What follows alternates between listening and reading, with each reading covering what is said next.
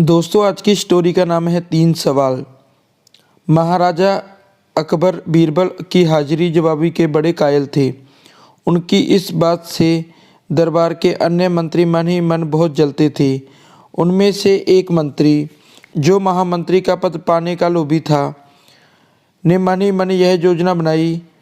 उसे मालूम था कि जब तक बीरबल दरबार के मुख्य सलाहकार के रूप में है, उसकी यह इच्छा कभी पूरी नहीं हो सकती।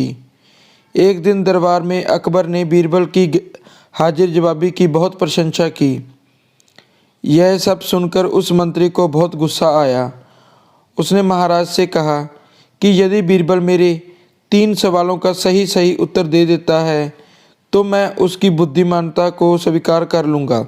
इससे यह सिद्ध होता है कि वह महाराज का चापलूस है। अकबर को मालूम था कि बीरबल उसके सवालों का जवाब जरूर दे देगा, इसीलिए उन्होंने मंत्री की बात स्वीकार कर ली। उस मंत्री के 3 सवाल थे।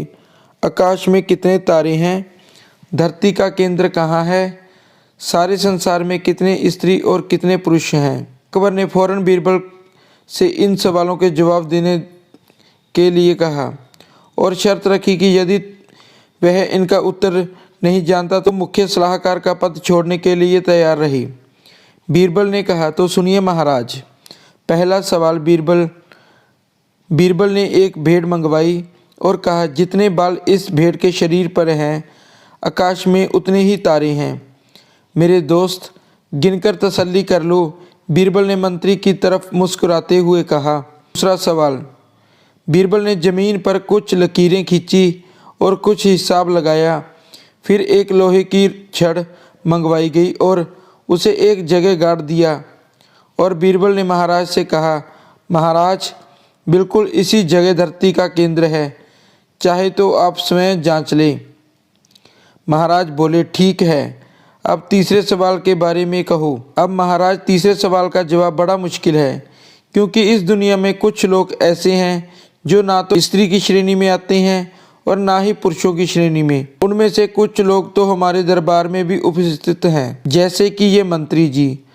महाराज, यदि आप इनको मौत के घाट उतरवा दें तो मैं स्त्री पुरुष की सही संख्या बता सकता हूँ।